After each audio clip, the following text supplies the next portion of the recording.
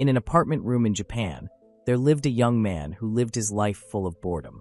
The young man could be seen lying on his futon while looking at the contents of his own gallery.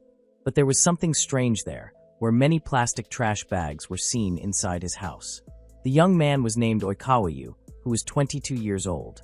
He was sure that his life would end along with his status as a virgin, because he was a shut-in, or better known as a hikikomori. He knew very well that if he didn't leave his room, nothing would ever change. But he also knew that he couldn't just leave his room, because the conditions outside his room were already chaotic. You could be seen in the third-floor apartment, and from there, people outside had turned into living corpses or zombies. He could end up trapped in his room, because before this disaster happened, he just wanted to shut himself in for a while to escape reality after his job application was rejected. Because of that, he ordered a large amount of fast food to meet his needs during his shut-in period. But not long after, the disaster happened, and according to him, his country was now in ruins and almost everyone had turned into them. Seeing the worsening conditions, you felt that there was no way for him to escape anymore. He once thought that someone might do something about the disaster, but his choice made him lose the opportunity to evacuate, so he was left alone there. Feeling there was no chance anymore, he then closed his window curtains and took a tissue to do 5-finger exercises. On the other side, in an open area, a loud banging sound from a hard object was heard. The sound came from a pistol grip being slammed on a human's head, and the person doing it was a girl complete with her researcher's coat. She easily made the living corpses, attacking her unable to move with minimal movements to conserve her stamina and ammunition. Judging from her movements, the girl might have experience and knowledge in using firearms like pistols. Evident from when she aimed at her target, she didn't straighten her arms to keep distance from the living corpses. Her lab coat also looked faded and torn, indicating she had survived in the open area for quite a long time. She also looked very rushed and carried a suitcase slung over her body.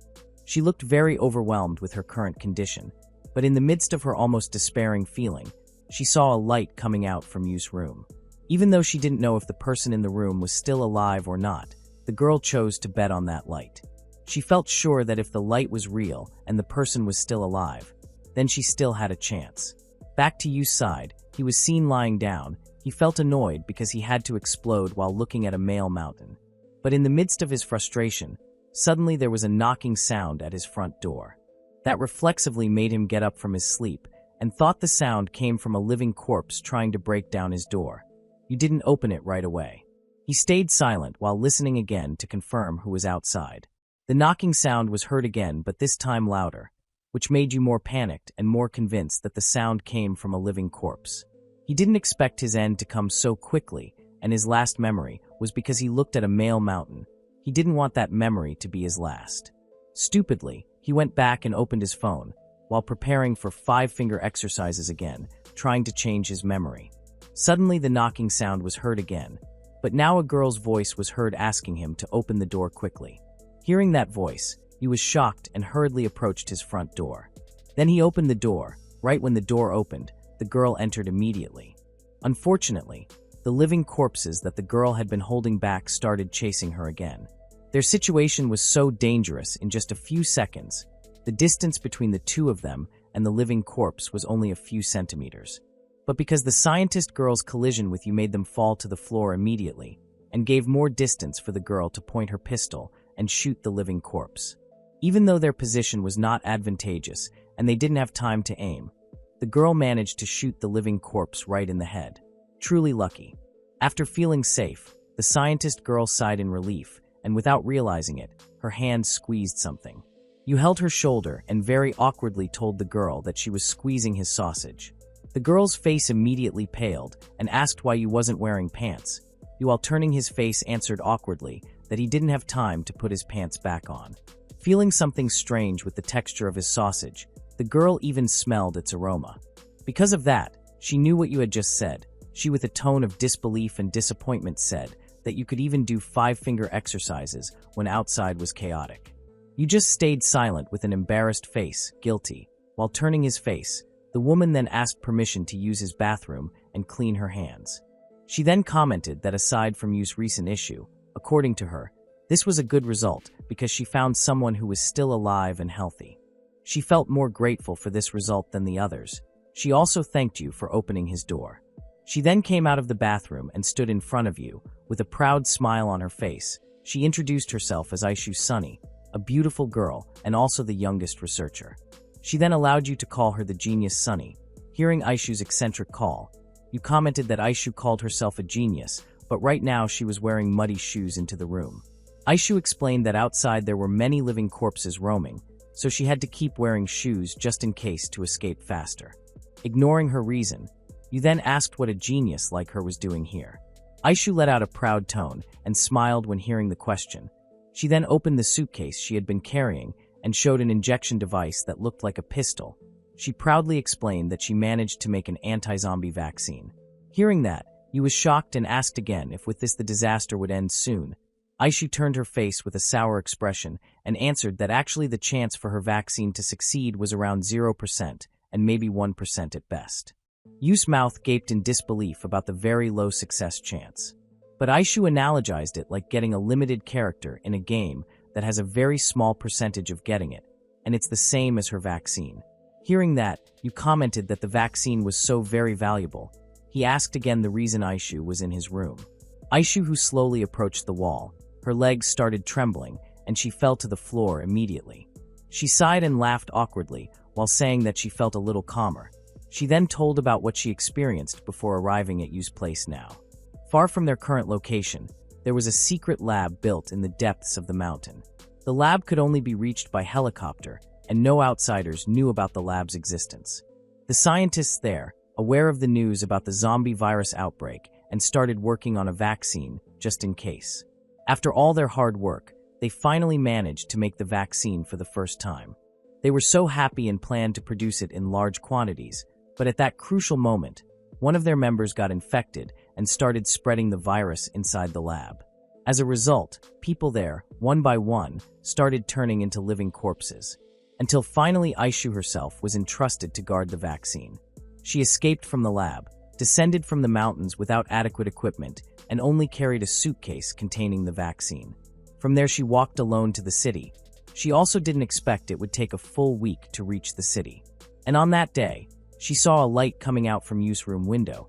Because of that, she felt very happy, because she finally found someone else besides herself who was still alive. But because of that happy feeling, she accidentally lowered her guard and ended up being bitten and infected even though she managed to free herself. Back to the present, after telling that, Aishu pulled up her lab coat sleeve and showed her bite wound scar. Black veins started appearing and spreading to other parts of her arm. A forced smile appeared on Aishu's face. She said that she wouldn't last long before turning like them. She also now saw something blocking her vision due to the infection. Now she understood that the vision she was seeing now must also make the infected people feel fear and panic. Even so, she felt lucky, and because she was still sane and had her consciousness, she would inject her vaccine into you. Seeing the vaccine injection device in Aishu's hand, you commented on the syringe needle that looked very thick. But he then just realized Aishu's recent words, and with a panicked tone questioned why it had to be him who got the vaccine. Innocently, Aishu answered that if she received it, the vaccine would be useless. She then told you that she would ask a very important question, where if she made a mistake in this, it would be the end of everything. She also emphasized that the question she would ask was not meant for discrimination, so she asked you to answer it honestly. You nodded understanding. Aishu then asked if you was a deviant, if you could get aroused by a real woman. You furrowed his face, feeling confused with the question. Aishu emphasized that it was a serious question. You awkwardly said that he was normal and interested in women. Hearing that, Aishu smiled in relief and suddenly unbuttoned her clothes.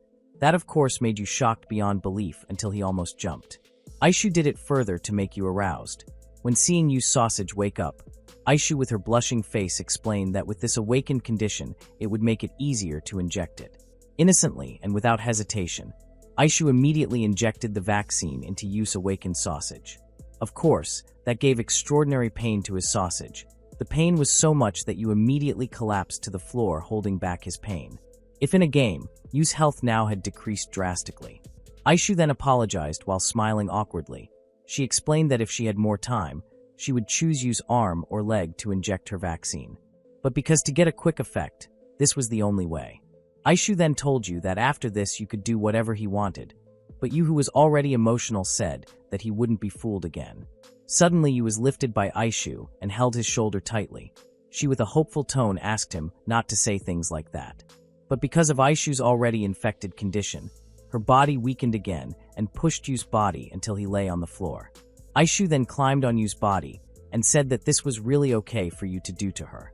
With her remaining time, Aishu then dropped her body on Yu, her hands holding Yu's jacket tightly, while saying that maybe Yu's sausage could cure this zombie virus pandemic. Yu was again confused by Aishu's recent words. He, with a panicked tone, asked wasn't this vaccine made by Aishu hadn't gone through enough health trials. Aishu answered with a panicked tone that she also didn't know if her vaccine would work properly or not. Hearing that, Yu became more panicked and asked her to explain further.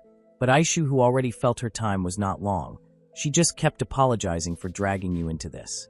She also started crying while continuing to apologize and saying that she also felt scared with her current condition. But she also hoped the vaccine worked properly and she couldn't end here. After expressing her thoughts, suddenly Aishu became silent. Her hands that gripped Yu's jacket tightly now turned into a wild grip. The veins in her hands widened and her strength became more uncontrollable. Slowly, Aishu lifted her body and her black veins spread more to her body. Aishu's eye pupils now turned white. Not long after their eyes met, Aishu immediately approached him fiercely and let out a scream like a mad person.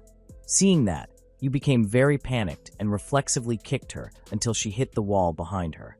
Aishu lay there for a while. Yu himself couldn't believe that Aishu really turned into a living corpse. Her hands scratched the floor very hard until leaving marks. Aishu then got up from her position and attacked Yu wildly again. Yu started to panic and his hands tried hard to keep Aishu away from him. But in the midst of his dangerous position, Yu the Virgin even had time to think that Aishu's face now looked cute.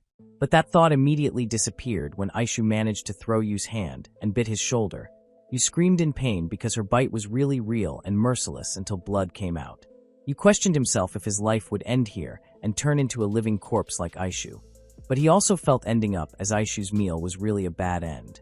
When looking at Aishu's feet, he realized that Aishu's shoes were really worn out, indicating how hard Aishu tried to find someone after escaping from her lab. Because of that, for a split second, Yu remembered Aishu's story before when she escaped from the lab. Many questions in his head for Aishu, like how Aishu could survive in the forest without food or drink, what she did when night came. Besides that, he was also sure that Aishu had some friends in her lab, and she had to bear her loneliness during her escape. And the end of her escape was finding her new hope, which was none other than himself. Aishu's last sentence appeared in his head. She said that she couldn't end here. That sentence also described Yu's desire now. He didn't want to end. He felt this responsibility was too heavy for him, who was someone who just did 5-finger exercises. Aishu's bite became deeper and wilder, which made Yu scream in pain again. Yu knew that right now he had no other choice but to believe what Aishu said to him before. According to him, if he didn't cure Aishu's zombie mutation, then he would be eaten alive by her. On the verge of his death, Yu became crazy because of fear and also maintaining his sanity. But right when Yu was about to do what he would do, Aishu suddenly rebelled, which made Yu shocked. But Yu tried hard to hold her back. After trying hard and holding back her rebellion, Yu accidentally held Aishu's mountain. But something strange happened. Aishu, who rebelled earlier, suddenly became silent and her body trembled. That made Yu find a new fact, where even though they had turned into living corpses, they still had normal body functions. After that, Yu did what he should do, after trying hard and making Aishu silent by letting his arm be bitten by her. Finally, Yu finished by planting his seed. Yu, who initially became ferocious after planting, he became sane again and regret appeared. He kept convincing himself that what had happened he couldn't take back. On the other side, Aishu looked lying on her bed, and the black veins spreading in her body started disappearing. Her breathing rhythm also returned to normal. But when Yu was about to leave, Aishu's feet suddenly wrapped around his waist and pulled his jacket, which made Yu shocked.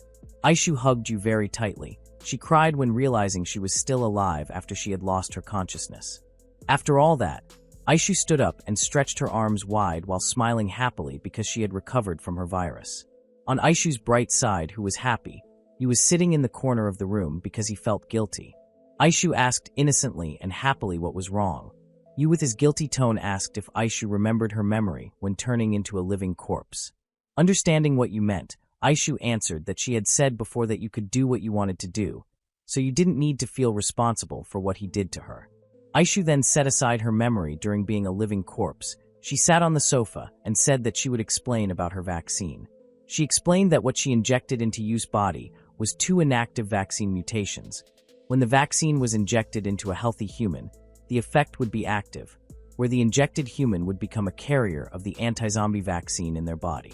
Aishu's face blushed while continuing her explanation that with that condition, by absorbing the body fluid of the vaccine carrier, those who received it could cure the zombie virus. Yu opened his jacket on the shoulder part and realized that the bite wound from Aishu before had healed quickly. With that, the only way to cure those living corpses was by touching each other. Aishu then firmly said that the researchers ran out of time and used their hard work results to make their vaccine on you, so she forced you to use it. She also knew that she forced you into this problem, and she apologized, but because of that too, you had to do the health procedure, which was by planting with all the living corpses in their country. Hearing that, Yu's face immediately paled and couldn't believe that such a big responsibility he had to bear. Time passed after their meeting and saving Aishu. Aishu herself used Yu's bathroom and cleaned her body after roaming for a full week. When coming out of the bathroom, she commented with a happy tone that she felt happy when realizing gas and water were still functioning normally. After drying herself and wearing the clothes you lent her, Aishu then asked their next goal. But after asking that, a loud rumbling sound was heard from Aishu's stomach. Aishu reflexively turned to the table where there was instant noodle food. Understanding what she wanted, you allowed her to eat it. With that, Aishu cooked it without hesitation. After a few minutes, Aishu was really very happy. So happy that she screamed, expressing how delicious the noodles were, hearing that you warned her to finish the food in her mouth before speaking. You sighed because those noodles were the last food he had, but when seeing Aishu eating the noodles while crying, made you feel reluctant to tell her. Remembering, Aishu herself had survived out there for a full week with unclear supplies. After eating, Aishu then asked you to come with her to her destination, which was Tokyo. She explained that Tokyo was the place where the pharmaceutical company factory that secretly researched vaccines too. Because of that, by reaching that place, they should be able to remake the vaccine in Yu's body and produce it. Hearing that, you asked if by producing the drug it would end this pandemic. Hearing the question, Aishu didn't answer it directly. She, with her awkward face and tone, told that their chance to survive after 1 week was 0%, because she just ate their last food. You just stayed silent, because he already knew it from earlier. Aishu then asked how far you knew the situation out there. You answered honestly that he had been in his room for a month, and before he realized the pandemic, TV and online news had stopped functioning.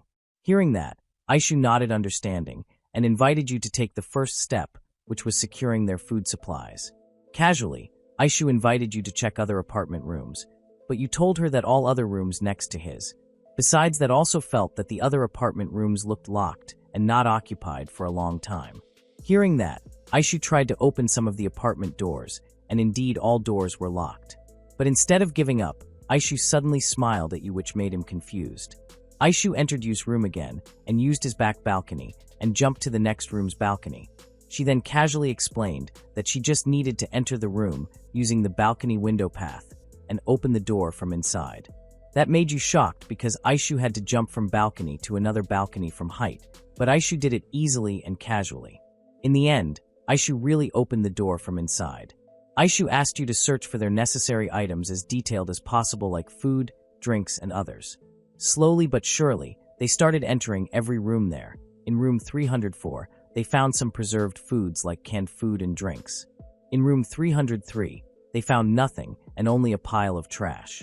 In room 302, they found nothing except a pair of women's clothes that suited Aishu. Aishu without hesitation changed because her current clothes didn't suit her. After checking the room, came the last room. Waiting for Aishu to open the door from inside, you remembered about the owner or occupant of this room.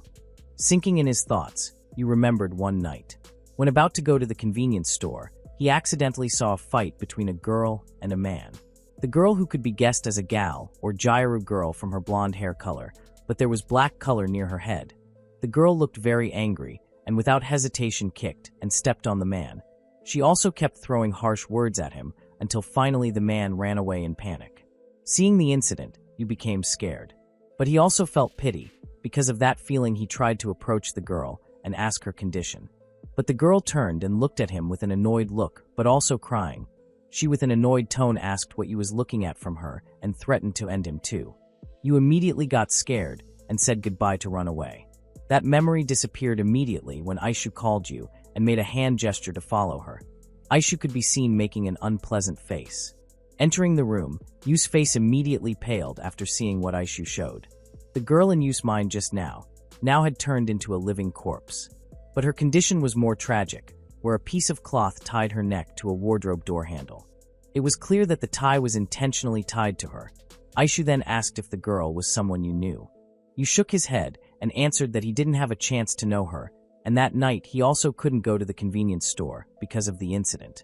Aishu then showed you that there was a bite wound scar on the girl's calf. She estimated that the girl was going out and suddenly attacked by a living corpse which ended up biting her calf. The girl hurriedly returned here and immediately checked her bite scar, but because realizing what would happen to her, she tied her neck in a still sane condition and ended up like now. In the midst of the explanation, the girl who turned into a living corpse suddenly moved and tried to catch Aishu, who sat near her. Of course, that made Aishu shocked and luckily could avoid it. You nodded, understanding the possibility of the girl ending up like this, but he was also curious about what they should do to the girl. Aishu then took a rope and said she had a good idea. Aishu easily caught the girl's hand that tried to grab her and then tied both her hands using the rope to the same door handle as the rope tying her neck, thus restraining the girl's movement. Seeing that made you with a slightly disappointed tone comment that Aishu lacked empathy towards humans. Because according to him, Aishu intended to give the last attack to the girl, but to tie her like that, according to him, it was too much. Hearing Yu's wild guess, Aishu immediately denied it and said that she didn't intend to end her. But on the contrary, she wanted you to save her. She explained while lifting the girl's calf that the bite scar on her calf looked still fresh. So it could be estimated that the girl turned into a living corpse in a matter of days and could still be saved. You scratched his chin and innocently asked how to save her. Aishu approached him and patted his shoulder. With a serious tone, she answered that the way was by planting. Hearing that, again Yu's face paled. He asked again with a tone of disbelief and panic that the girl had fully become a living corpse. Understanding what was meant by his question, Aishu asked if with a living corpse face it wouldn't make Yu's sausage wake up. You awkwardly nodded, hearing that Aishu used her little trick until finally you did the same to the girl as he did before to Aishu. After doing the planting session, the girl had shown signs of recovering, like the black veins in her body disappearing. Not long after, Aishu entered the room with her pale face.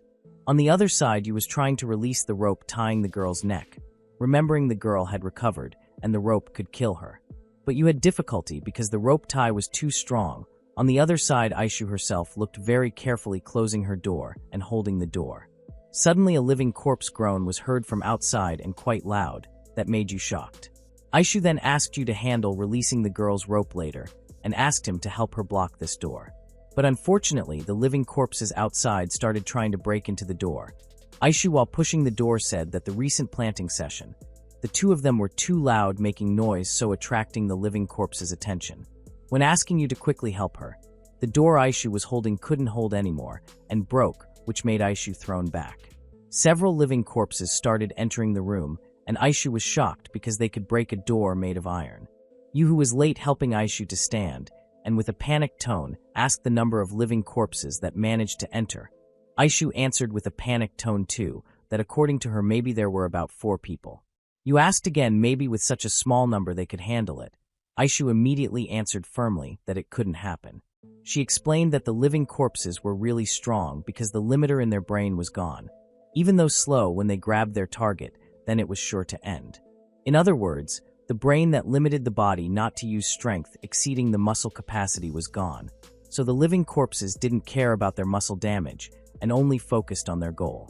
In the midst of confusion, a sound of something breaking was heard right from behind them.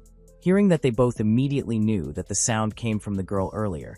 They were so shocked because they thought you had cured her. The girl could be seen with muscle veins on her face. She managed to pull out the wardrobe door only with her tied hands.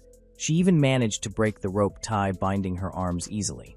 With a voice still hoarse and heavy, the girl asked them both to move aside, hearing that they both were so shocked.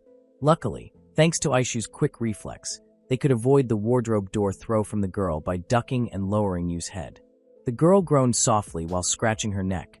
She felt her head still dizzy, and she even thought she ended up turning into one of them. The girl with an emotional and confused tone asked them both to quickly explain what happened. But the request stopped immediately when realizing there were other living corpses entering her room. The girl was again shocked when realizing Yu's presence, who was a man. She even said that she promised to end you after all this. That made Yu shocked and confused with the girl's intention because he didn't know what wrong he did to her. On the other side, Aishu was thinking about the recent incident where the girl threw the wardrobe door. Aishu knew very well that the girl did look strong, but her body didn't show muscle shape enough to exert strength as strong as earlier. Because of that, she questioned if the wardrobe door earlier was that light for a girl like her to pull out easily. Aishu even thought if the girl had the brutal strength possessed by living corpses. Aishu's recent doubt was immediately answered, seeing the living corpses entering her room. The girl approached her fridge and grabbed the bottom part. Understanding what the girl intended to do, Aishu was shocked and told her that the girl wouldn't be able to lift it alone. But the girl still did it and forced herself. She even asked them to move aside. And sure enough, the girl was able to lift a fridge alone and immediately threw it at the living corpses. Seeing that made you shocked beyond belief, and Aishu felt shocked, but also puzzled. She knew that the living corpses were strong because the brain limiting their body was gone. Based on that, Aishu considered this girl's case as a unique case because the girl had strength like living corpses who had no limit on using muscle strength, but could still maintain her consciousness. The fridge throw from the girl managed to throw several living corpses until falling out from height. One living corpse left that intended to bite the girl's leg. When about to be warned by them, the girl without hesitation kicked it using her shin bone part, which immediately threw the living corpse from height. Seeing that made them both silent again because shocked. After finishing driving away the living corpses, the girl immediately turned her body and pointed at you with a face full of emotion. With a tone full of anger, she said to you that the next target was you himself. The girl walked towards the two of them with full emotion. She also expressed her annoyance because you did something inappropriate to her body as he pleased. On the other hand, you, who was very scared, could only hug Aishu tightly while screaming like a woman. But suddenly the girl's steps slowed down, and suddenly she staggered forward and fell. The two of them were silent in confusion. You, with confusion, asked if the girl was dead. Aishu answered that the girl was still alive, just that she fainted maybe because she overexerted herself.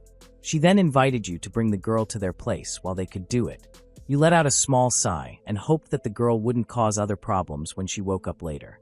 Together the two of them carried the girl. On the way, Aishu even joked, saying that the two of them carrying the girl's body like this seemed like doing something suspicious. You just stayed silent awkwardly. In the end, they returned to Yu's room along with the girl. Time passed, and the girl could be seen eating food very voraciously. Both you and Aishu were silent watching the girl eat. You commented with a sad tone that all the food the two of them collected earlier was gone in an instant. So was Aishu, who commented with a slightly disappointed tone that she thought living corpses didn't need to eat. Hearing their comments, the girl, who turned out to be named Kane Shugawar, with a slightly guilty tone answered that what could she do because she felt very hungry. After eating, Aishu explained everything to Kane, including the way to cure the zombie virus. Kane initially didn't believe it because according to her it didn't make sense, but because seeing her condition back to normal, Kane finally decided to accept it. Kane then thanked Aishu for saving her. Aishu shook her head while smiling and said that it was you who actually saved her. Kane made an annoyed face and answered that she also knew that you saved her. It's just that she didn't like it. Aishu then asked if the bite wound on her calf still hurt. Kane looked at her calf and said that she only got the bite scar and it didn't hurt at all. Aishu also looked at the bite scar on her arm, but because she started feeling sleepy, Aishu invited them to sleep and save the more detailed explanation for tomorrow. Hearing that, Kane asked if Aishu slept here, and if she also slept here too. Aishu answered that what could they do because Kane's room door was already broken. Kane just stayed silent awkwardly for a while before then telling them that she would go back to bring her futon or mattress. After finishing preparing themselves for sleep, you looked disappointed with the result. He, with a sad tone, told them that this was his room. Aishu just laughed awkwardly and apologized about this. On the other hand, Kane, as usual, was rude and ordered you to stay in the separated area and never dare to come out from there. In the room, Yu's sleeping place with the two of them was separated by a table, a small cabinet, and other items. Aishu then started stretching her body on the futon and let out a long sigh when she felt comfortable.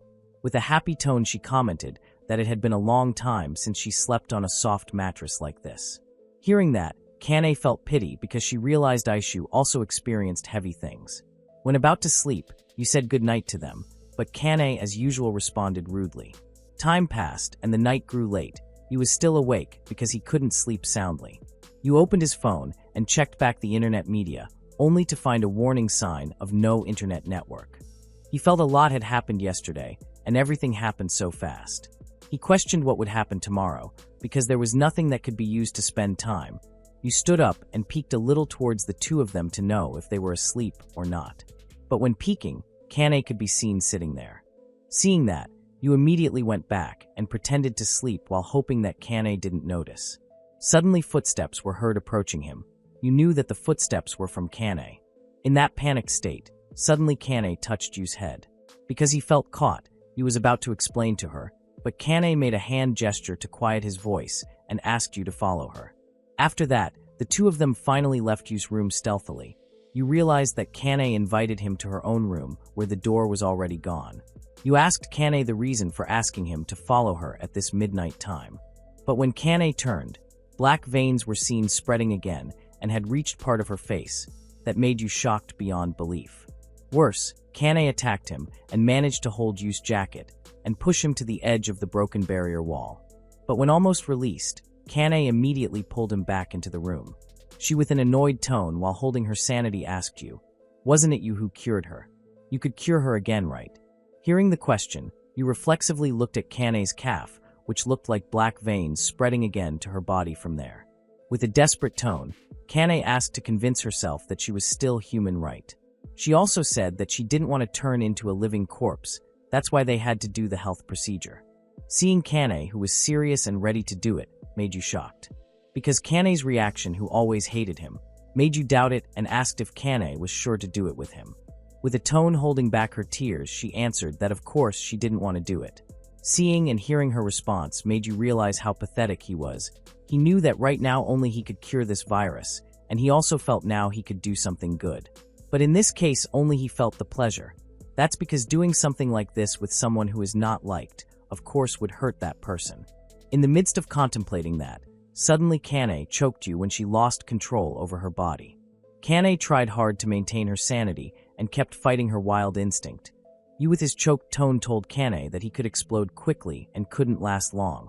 That's because he just lost his virginity recently. Hearing that, Kane looked shocked and her grip somehow loosened. Yu continued his explanation that the unpleasant thing for Kane would end quickly, and after finished, Kane could hit him once. Kane then released her grip from Yu's neck, giving Yu to breathe again. Kane, with a trembling tone, apologized to Yu. She asked Yu to forget what she would say now. Kane's face blushed and said that she knew about her appearance like this, but actually she was a serious type of person. She was also not a girl who liked to sleep with others freely. Hearing that, Yu's face said it all. He looked at Kane with a look of disbelief, shock, and confusion, all mixed. With a flat tone, Yu apologized to Kane for saying that to her. Yu didn't believe with Kane's eccentric appearance, turned out her inside was still very pure. In the end, they did planting together. After finished, Kane was quite shocked when realizing the wound scar on her calf really disappeared. When Yu was preparing to leave, Kane suddenly called him with her usual tone. That made Yu panic immediately and understood that his agreement Kane could hit him once. Kane could be seen walking towards him with the same aura. But when hitting him, Kane didn't hit him very hard. Instead, she just tapped his head while asking him not to be a coward. After that, Kane left her room and told Yu that she would go back to sleep. Without turning, Kane walked in front of Yu to cover her blushing face. On the other hand, Yu himself just followed her from behind with his awkward face. The next morning, Aishu woke up and stretched her body. She also realized that both Kane and Yu were not there, but not long after Kane and Yu just returned. Kane greeted Aishu as usual and explained that she went downstairs to find something they could use for breakfast. Kane then showed several packs of instant ramen with expiration date 2 months ago. She asked if they could eat ramen for breakfast because this was the only food she could find. Aishu answered that having something they could eat was already better. She thanked for that. In the end, they cooked the ramen and had breakfast together. Aishu laughed awkwardly and said that their situation didn't change at all.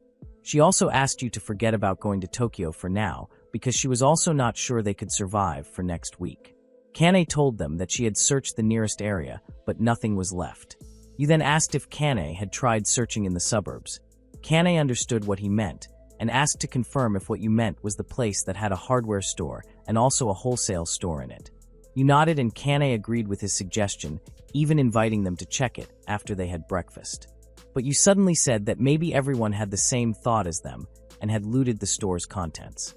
While listening to Yu's words, Kane glanced and realized the contents of Yu's ramen glass were left a little. Kane suddenly sighed and asked you to stop thinking too much about others, hearing that you looked awkward and asked what Kane meant. Kane immediately leaned her shoulder on you and explained that you got less ramen compared to her. Hearing and seeing Kane approaching made you more awkward. He explained that he didn't mean like that. That's because he didn't have another bowl to use. Kane then asked you to eat her ramen. You tried to refuse it. But Kane still insisted on giving it. In the end, you had no choice but to accept it and eat some of the ramen given by Kane. On the other hand, Aishu grinned in confusion and asked in her heart why the two of them suddenly became close like this, even though when their first meeting they showed strong rejection. Because of that, Aishu with her mischievous tone asked if something happened when she was asleep. She then guessed that the two of them did it.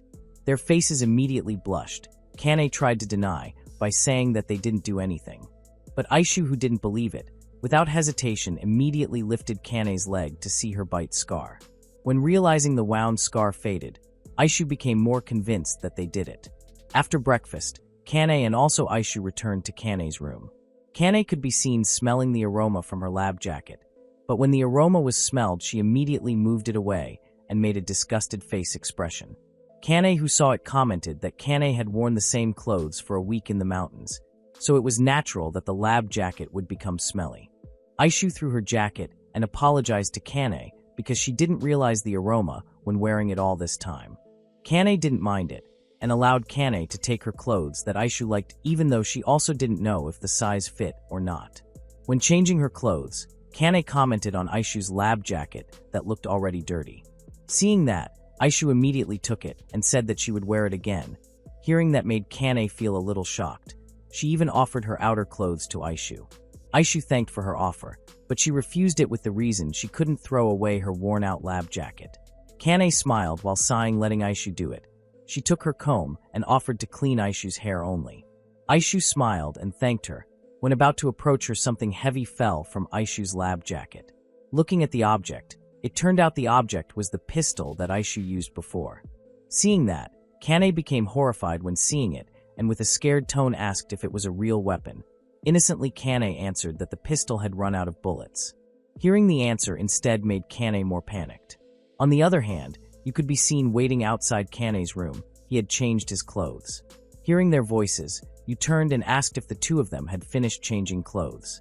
The two of them could be seen so happy with their new clothes and started departing. Kane then asked you if the clothes you wore were the usual clothes you often wore.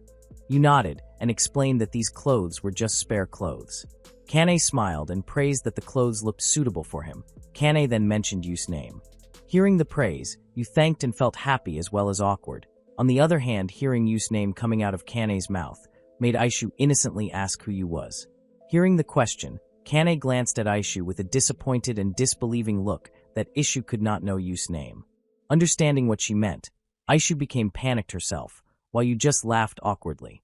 While going down the stairs, Kane commented on Aishu's recent question that how could Aishu ask you to save the world, but Aishu herself was not interested in knowing his name. With a panicked and guilty tone, Aishu apologized to you and explained she didn't mean to not be interested in his name. But you didn't respond and just stayed silent while looking at the sky. Realizing there was no response from him, Kane thought you was angry and asked you not to be angry because Aishu herself didn't mean to do it on purpose. You then answered that he was not angry. It's just that he didn't expect to go out like this. On the way, Aishu whispered to Kane and asked when Kane knew his name. Kane let out a small sigh and answered that she knew before Aishu woke up this morning. In the end, the three of them departed to their destination on foot. Aishu also gave them advice not to walk on the sidewalk because when facing living corpses, then they would be easy to be caught by surprise. Then Kane found a damaged car. She with you approached it to see something they could use. Realizing that, Aishu warned them also not to approach vehicles carelessly, especially to look inside, because there was a possibility of living corpses also inside. Suddenly Aishu became enthusiastic and said that but if it was a female living corpse, then there was a chance for you to plant. Reminded of that made you let out a small sigh while making a disappointed face because he knew his task was to plant with the living corpses. Seeing Yu's reaction, Kane became sullen and suddenly hit his shoulder. That made you confused. Understanding what Yu's problem was, Aishu calmed you by saying if you couldn't get aroused then she would help him too as usual. Hearing that, Kane was confused and asked how to help him. Without Kane realizing, her hand kept hitting Yu's arm repeatedly. Aishu innocently said that she would show her assets to make you aroused. Hearing that, Kane's face immediately blushed and answered with a shy and shocked tone that she wouldn't show hers. But without realizing again that when Kane said it, her hand immediately hit Yu's arm quite hard. Realizing that, Kane became panicked and immediately apologized. On the other hand, Aishu heard something and asked the two of them not to be noisy. The groan of the living corpses and their footsteps were heard. Looking at the source of the sound, the living corpses could be seen entering a store, and their target seemed to target something. That was seen from their movement entering the store simultaneously. Even though plagued by curiosity, Aishu asked them to pass the living corpses so as not to cause problems for themselves. When they were about to leave, their gaze was still fixed on the store and questioned what attracted the living corpses. But when looked more carefully, Kane saw someone who became the target of the living corpses. Hearing and seeing it herself made her shocked. She knew what situation would happen next for them. She also couldn't leave that person. Aishu then asked Kane if she could still use her superpower like what she did yesterday. Kane with a slightly annoyed tone answered that she didn't have such power. She also had tried it when she and you searched for food in the morning. She even couldn't open a locked door, let alone throw one fridge. Hearing that, Aishu got new info about her power where Kane's previous power was temporary or indeed had a trigger. Even though curious, Aishu chose to cancel her intention to test it. Aishu then asked the two of them if she invited them to leave that person, would the two of them retreat following her request. Kane looked confused as well as disappointed. Aishu explained that she didn't want to put the two of them in danger, especially you. If something happened to you, then the anti-zombie vaccine would be lost and everything would end. But if that person turned into a living corpse, then you could cure her anytime. So it was safer to attract one living corpse's attention when everything had calmed down, compared to now where the number of living corpses was quite a lot. She also didn't want Kane to get hurt too. Kane clicked her tongue annoyed when understanding what Aishu meant. So did you who understood it, but he couldn't argue with Aishu's recent opinion. Suddenly you took a piece of wood and said that everything was set. Seeing that made the two of them shocked when understanding Yu's purpose, especially Aishu, who immediately blocked him. She asked you to stop his intention. You asked wasn't it they should try to save him. Aishu insisted on holding Yu's intention and explained that she knew the choice she gave seemed to ignore him and cold-hearted. She also allowed you to hate her if you wanted it. You didn't want to accept it. Firmly he said that if he appeared to save that person after leaving him, in that situation he didn't have confidence in himself who could get aroused. After saying that, you went back to his true self and he immediately lowered his voice. He apologized and explained that he admitted he was pathetic. A strange reason. Even Kane, who heard it, could only stay silent while making a confused, shocked, and disbelieving face. After hearing Yu's thoughts, Aishu asked you with a calm tone to lower the wood. She explained that you shouldn't hold a weapon unless he had made up his mind. As someone who had experience in using weapons, she explained that when you held a weapon, then the weapon would make you hesitate when about to run. Thoughts like being able to do something with the weapon he held was what would make you hesitate to run. Aishu emphasized that you couldn't expect everything to go according to his plan. Because of that, if he was in danger, never hesitate to run. She then said that even if you hid behind her back, she still wouldn't look down on him. Even from the beginning she had said it. Even though she considered their first impression when meeting, she would never forget how grateful she was to meet you. Hearing that, Kane's face changed to curious as well as pessimistic. She asked you what first impression you did to her. You just answered nothing with his gloomy tone because it was too awkward to discuss. You then said to them that he would handle this problem. Seeing a fist-sized stone near his foot, Aishu used her foot to make the stone jump up. She then took it, and in one jump, Aishu was already close enough to the store. That showed how strong her foot stomp was until she could shoot that fast. She then targeted the store's glass, and just threw the stone lightly, and let the motion force throw the stone. In Aishu's mind, she only thought that she slept very soundly last night, so soundly that she didn't dream. That's why now she felt her energy was full, and she made sure herself so that fatigue or confusion disturbed her decision. The stone thrown by Aishu hit the glass and only made it crack. That was enough for her. Because her goal was to make a crack in the glass, so her foot didn't have to receive excessive pressure load. With the push force from her speed, Aishu landed her foot on the glass, which immediately made it break. Luckily, her kick directly hit the living corpse in front of the person she wanted to save, thus giving them more time to run. It turned out the person they wanted to save was a schoolgirl who was holding a bakken, or wooden sword often used for practice. The girl was shocked when seeing Aishu's figure, who suddenly appeared dramatically. Aishu then extended her hand and invited her to run immediately through the hole she made earlier. She also asked the girl not to think about other things and just keep running. Aishu appeared and immediately kicked one of the living corpses that was about to attack the girl. For a split second, Aishu noticed the girl's facial expression. Based on her observation, the girl was confused. If given detailed instructions, it would cause confusion and lead her to doubt and slow response. That's why Aishu immediately gave a firm order to the girl to make her act quickly, and it proved the girl immediately followed her direction and left the store. The two of them immediately ran towards where Yu and Kane were. The living corpses in the store tried to chase her. But suddenly a living corpse ran and targeted Aishu, who was behind the girl.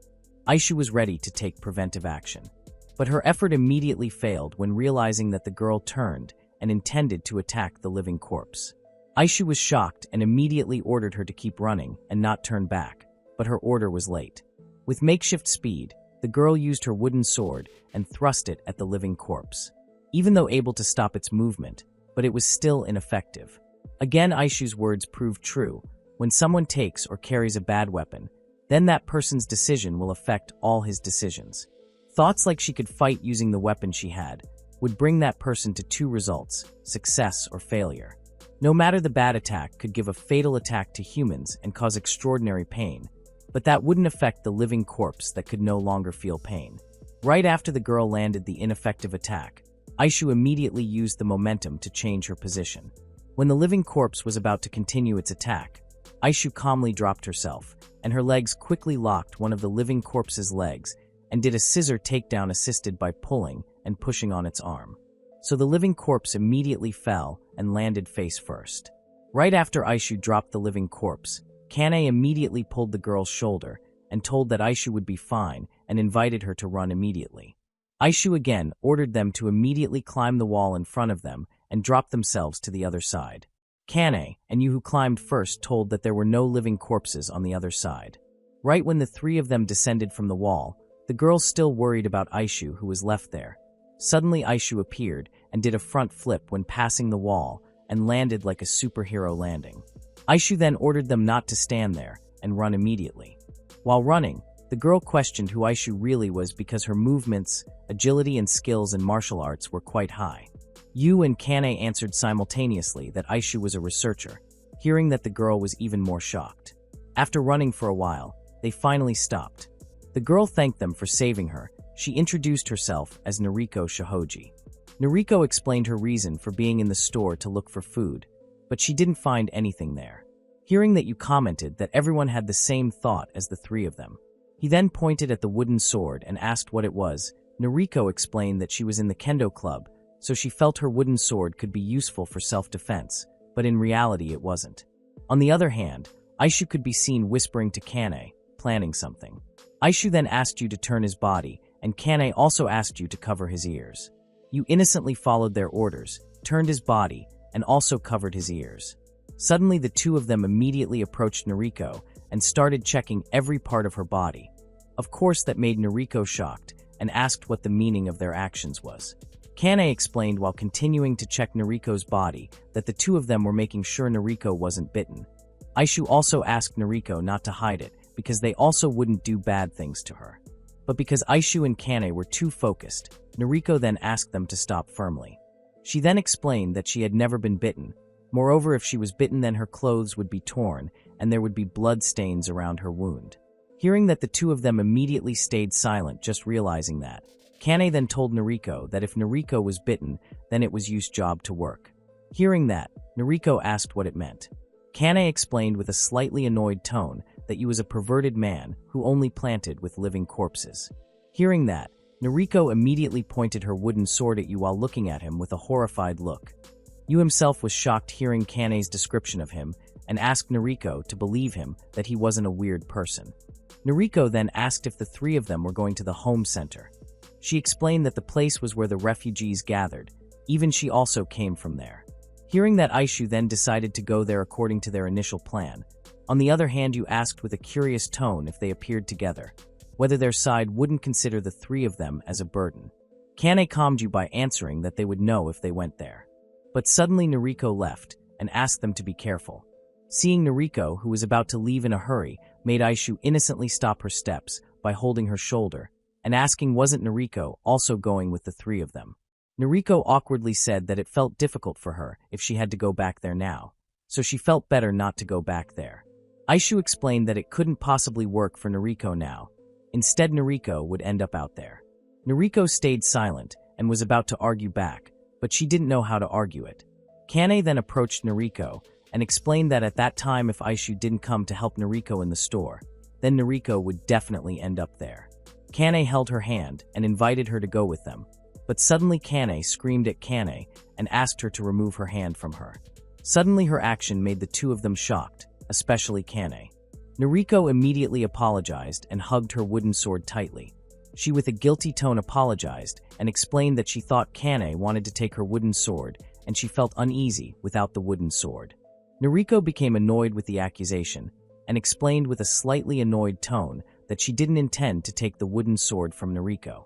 Even though persuaded, Nariko still refused and said that she would stay here, and next she would also be more careful not to be surrounded again by the living corpses. After Nariko's recent words, the atmosphere between them immediately became so awkward. Kane, who was already annoyed, kicked the pebbles on the road. Aishu looked like she was looking for a solution about this, while Nariko herself just stood silent while holding her wooden sword with a guilty feeling. On the other hand, Yu himself was really sidelined by them.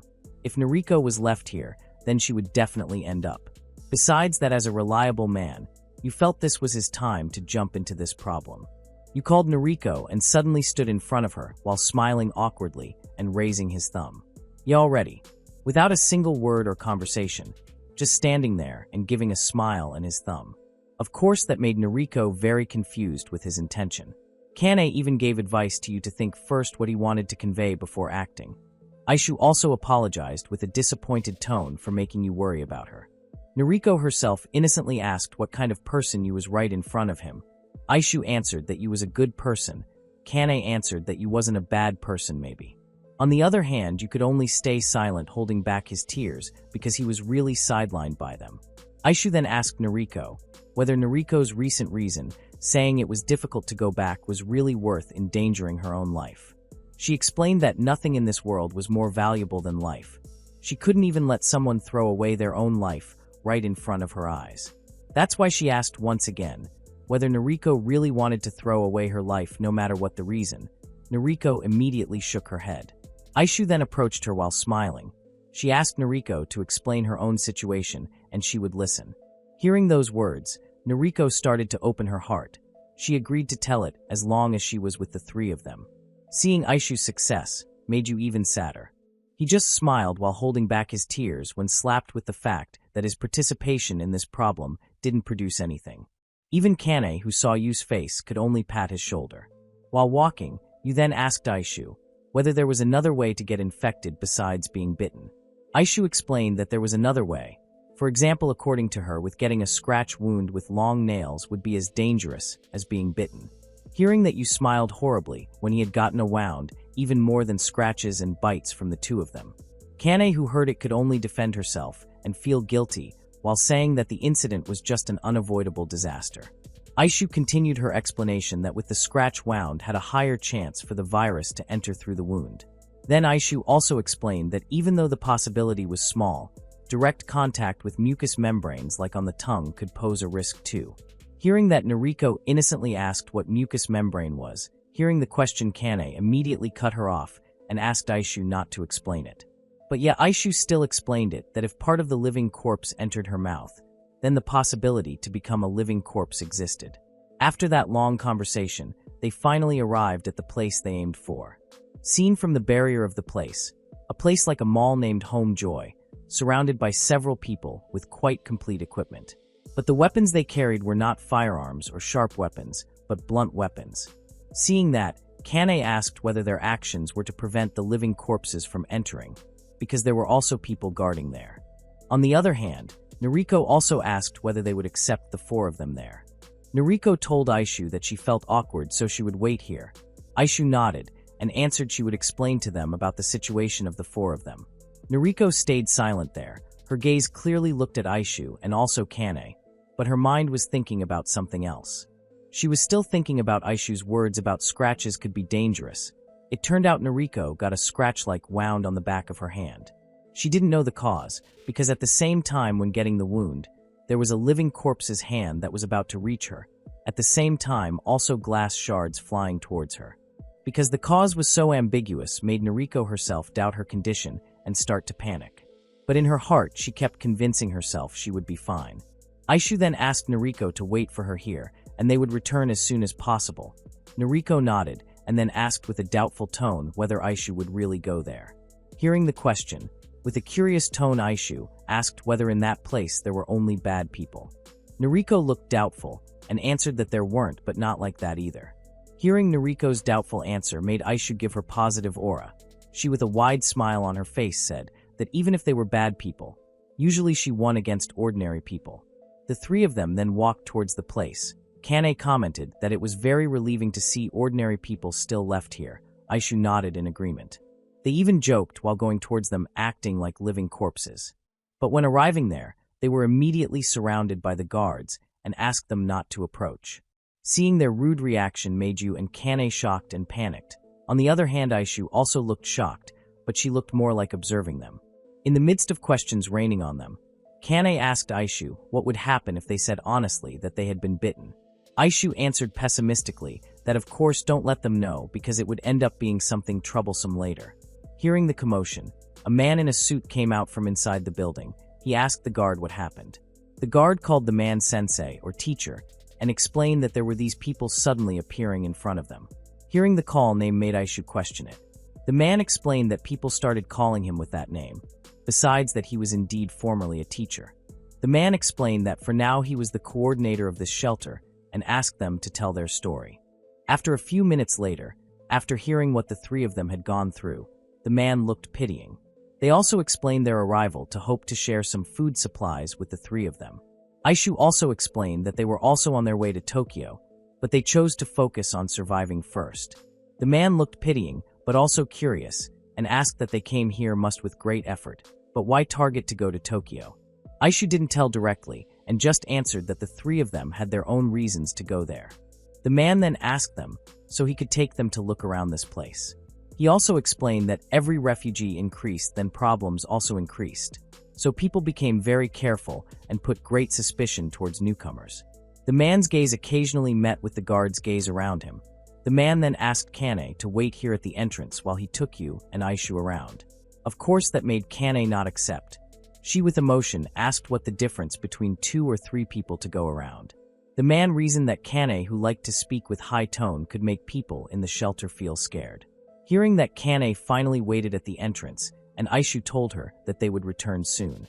Entering the room, Aishu and also you were shocked with the arrangement inside. The aisle between the shelves was made as a sleeping place with elongated shape. When Aishu was about to open the curtain, the man asked her not to open it because inside there were people resting. He also asked the 2 of them to go directly to the back area of this place without stopping. While walking, the man explained that they had to make separate groups like this or fights would occur among themselves.